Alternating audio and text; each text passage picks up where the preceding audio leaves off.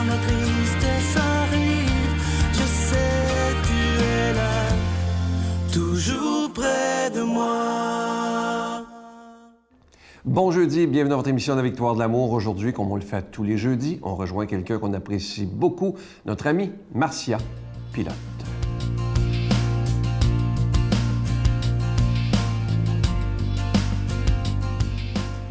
Bon jeudi matin, je suis très contente de commencer la journée avec vous. Je veux qu'on parle, parce que dans quelques jours, ça va être le mois de novembre, et le mois de novembre, c'est le mois des morts. Et souvent, je ne sais pas si vous avez remarqué, mais c'est lorsque l'on va à des funérailles ou c'est lorsqu'on pense à la mort parce qu'on y est touché de près ou de loin.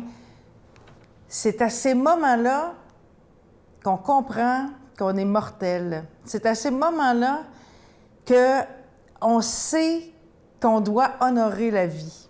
C'est à ces moments-là, en tout cas moi, c'est mon cas, où je me sens le plus vivante. J'ai envie de vivre, je n'ai plus envie de survivre quand je pense à la mort. Alors, je pense que c'est super important dans une vie humaine de se savoir mortel, parce que sinon, on court, on est pris dans le tourbillon, on fait nos choses, on se couche le soir, on se relève le lendemain, on n'a pas le temps de s'arrêter puis de dire « Hey, parce que là, moi, je vis ma vie, là, mais ça se peut que ça soit ma dernière journée. Ça se peut que ça soit ma dernière année sur Terre. » Moi, j'ai toujours aimé cette idée-là de me savoir mortelle et j'ai toujours fait en sorte de vivre ma vie, me lever le matin, puis je fais comme si c'était la dernière journée.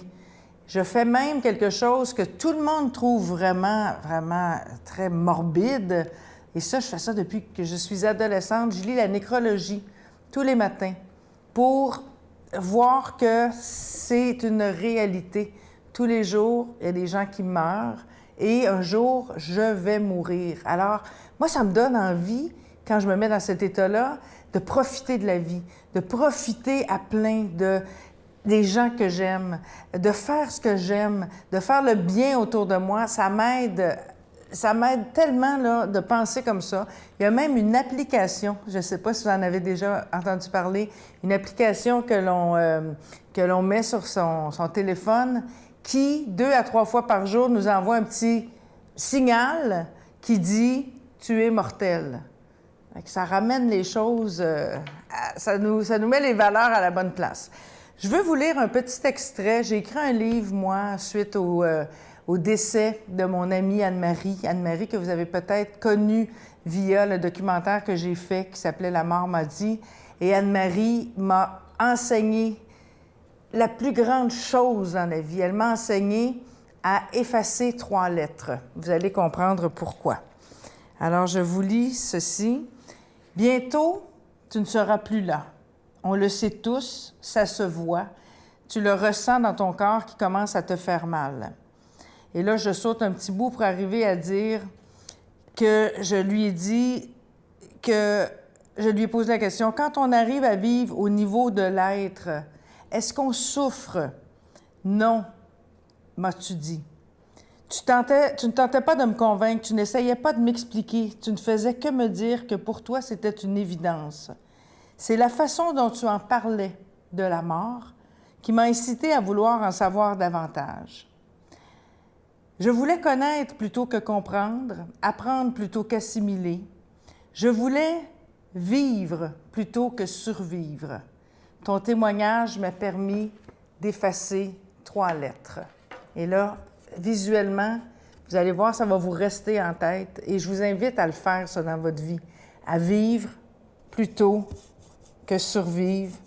Et je pense que ce savoir mortel nous permet d'effacer définitivement les 3 lettres. Notre Père qui es aux cieux, que ton nom soit sanctifié, que ton règne vienne, que ta volonté soit faite sur la terre comme au ciel. Donne-nous aujourd'hui notre pain de ce jour. Pardonne-nous nos offenses comme nous pardonnons à ceux qui nous ont offensés. Ne nous laisse pas entrer en tentation, mais délivre-nous du mal, car c'est à toi qu'appartient le règne, la puissance et la gloire pour les siècles des siècles. Amen. Je suis tellement heureux de vous parler depuis quelques semaines de ce magnifique cadeau du mois. Il s'agit d'une épinglette. C'est le nouveau symbole de la victoire de l'amour. Vous voyez que je le porte à mon veston très fièrement. D'ailleurs, on en est vraiment fiers et je veux remercier celui qui l'a fabriqué.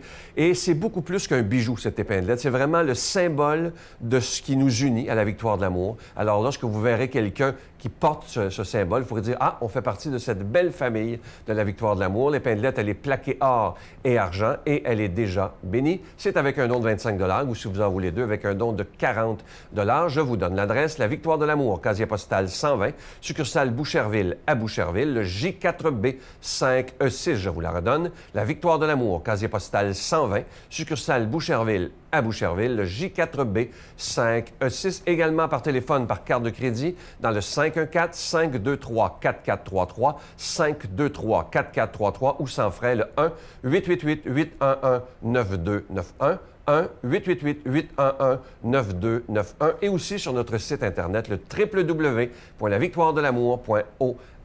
Et je vous rappelle également qu'à la demande générale, le beau chapelet de Jésus Miséricorde, qui est en cristal avec des beaux petits anges argentés, il est de nouveau disponible. C'est à votre demande. On en avait manqué et les religieuses ont réussi à en fabriquer d'autres. Vous savez qu'il est fabriqué non pas en usine, mais à Mexico par une communauté religieuse.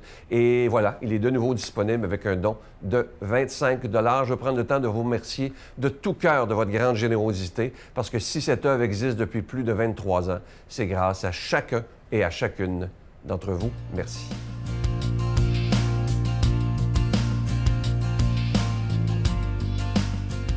Mon Dieu, donnez-moi la sérénité d'accepter les choses que je ne peux changer, le courage de changer les choses que je peux et la sagesse d'en connaître la différence.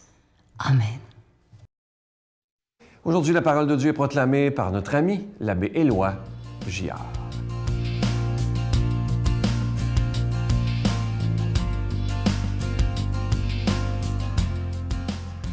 Bon matin, chers amis. 25 octobre. Est-ce que c'était pas la Sainte-Catherine à l'époque, là, la tire de Sainte-Catherine? C'est à peu près ce temps-ci, là, il me semble. Pas sûr. Enfin, c'est pas très grave. Hey, dans 2 mois, on est à Noël, hein? Pensez-vous à ça? Comment le temps nous emporte à toute volée. On va prendre le temps de se laisser dire plutôt, comment Jésus, lui, veut qu'à chaque jour, on soit porteur d'un feu. C'est ça qu'il nous transmet aujourd'hui. On est dans l'Évangile de Luc. Jésus disait, « Je suis venu apporter un feu sur la terre, et comme je voudrais qu'il soit déjà allumé, je dois recevoir un baptême. Et quelle angoisse est la mienne jusqu'à ce qu'il soit accompli. Pensez-vous que je sois venu mettre la paix sur la terre? Non, je vous le dis, mais bien plutôt la division, car désormais 5 personnes de la même famille seront divisées. 3 contre 2 et 2 contre 3, ils se diviseront, le père contre le fils et le fils contre le père, la mère contre la fille et la fille contre la mère, la belle-mère contre la belle-fille et la belle-fille contre la belle-mère. » Ouais, le feu. C'est une image qui parcourt toute la Bible, ça. Hein? Et toute la culture aussi, de toutes nos cultures. Hein? Je vous rappelle juste quelques expressions avec le mot feu, là, ça ne m'a pas pris de temps à en trouver. Hein? Quand on dit que deux personnes ensemble, c'est comme le feu puis l'eau, là, ça veut dire qu'elles ne sont pas faites pour s'entendre très bien. Hein? Ou bien non, excusez le manque d'élégance, un tel, il pète le feu ce matin, là. Vous comprenez? On comprend ce que ça veut dire. Ou un tel, oh, il joue avec le feu, là, dans ses amours, là. Bon. Ou quand on dit telle expression, tel événement, ça a mis le feu aux poudres. On comprend bon, il y a quelque chose qui a explosé, effectivement. Voilà. Et l'Esprit Saint, la Pentecôte, évidemment, nous est donné sous forme de langue de feu. Hein? Moi, le feu, ça dévore, ça consume, hein? Tout. Hein? Ça peut tout brûler, le feu. Si on dépose n'importe quoi, je ne sais pas, du ciment, on n'a rien qu'à monter la température, le feu peut venir à bout de tout, mais absolument tout. Il y a un passage, justement, dans le livre de Jérémie, qui est un de mes passages préférés dans la Bible, passage de l'Ancien Testament. Moi, ça me parle beaucoup. Où Jérémie dit à Dieu, « Tu m'as séduit, je me suis laissé séduire, tu l'as emporté, tu as été le plus fort. » Mais à chaque fois que je dois parler de dévastation, de violence, de pillage. Jérémie ajoute, « Bon, là, j'en ai assez, je ne veux plus parler en ton nom. Demande ça à d'autres, là, je suis tanné. » Bon. Mais il ajoute tout de suite, « Mais c'était au fond de moi comme un feu dévorant, au plus intime de mon être. Je m'épuisais à le maîtriser. Je ne le pouvais pas. » Hey, ça, c'est beau. Parole d'homme. Qu'en pensez-vous? Parole de femme. Il y en a sans doute des témoins comme ça autour de nous, les femmes aussi. Hein? Je m'épuisais à le maîtriser. Je ne le pouvais pas. Savez-vous que Gandhi, le Mahatma Gandhi, qui a permis à l'Inde d'accéder à l'indépendance sans trop de dommages, l'apôtre de la non-violence, après qu'il eût été assassiné, le Mahatma Gandhi, les gens disaient il y avait en lui quelque chose d'invincible. J'aime beaucoup cette parole-là. Il y avait en lui quelque chose d'invincible. C'est sûr que la Bible, l'Évangile parle de Jésus de la même manière, c'est-à-dire pour suggérer la même chose, mais de d'autres manières. C'est quand Jésus dit « Je suis venu apporter un feu sur la terre », c'est le feu qui communique le feu. Hein? Bon, voilà. Il veut nous le partager, l'amour qui dévore du dedans. Quand je baptise des enfants, quand j'ai plusieurs enfants, je demande à un parrain d'aller allumer le cierge du baptême de son filleul ou de sa filleule au cierge pascal, puis là, transmettez-vous. Puis la flamme, et là, je dis aux gens, ça lui enlève-tu quelque chose d'avoir transmis la flamme à un autre? Pas du tout. Le feu qu'on porte, loin de se diviser, il se multiplie quand on le partage. Il faut que le feu prenne. C'est tellement important dans notre monde qui croit de moins en moins à l'amour. Et nous, ce qu'on a à montrer, justement, c'est que l'amour est un feu. Il y a beaucoup de déchirements au Québec. Hein? L'Évangile, c'est fini. Le père contre le fils, la mère contre la fille, etc. Il y a beaucoup trop de déchirements dans nos familles au Québec. Hein? Curieusement, je pense, c'est moins à cause de la foi, même si ça arrive, qu'à cause d'un manque de foi, un manque de feu qui nous réunit tous. On est enfermé dans des désirs bien humains. On se fout un peu des autres, malheureusement. Et nous autres, là, il faudrait que les gens disent, il y avait quelque chose d'irrésistible et même d'invincible au-dedans de lui qui ressemblait à un feu, celui de l'amour. Que Dieu nous bénisse en ce sens, lui qui est Père, Fils et Esprit Saint. Bonne vie, bonne journée tout le monde. À bientôt. Je vous salue Marie, pleine de grâce. Le Seigneur est avec vous. Vous êtes bénie entre toutes les femmes, et Jésus, le fruit de vos entrailles, est béni. Sainte Marie, Mère de Dieu, priez pour nous pauvres pécheurs, maintenant et à l'heure de notre mort. Amen.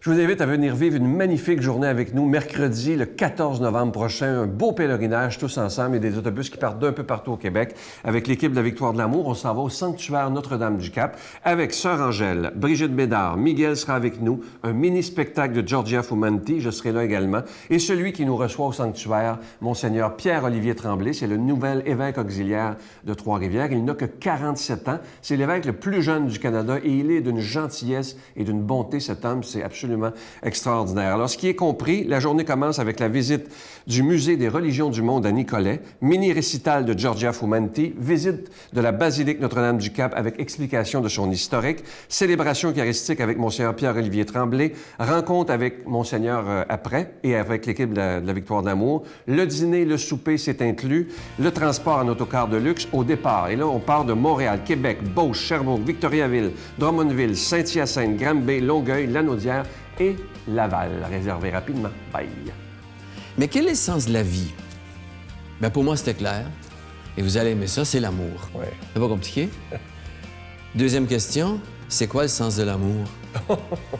Et je me suis dit, si je n'ai pas la réponse, ça va mal. Je ne tiens plus à continuer à vivre dans un monde où l'amour n'a pas de sens, où l'amour n'est que passion.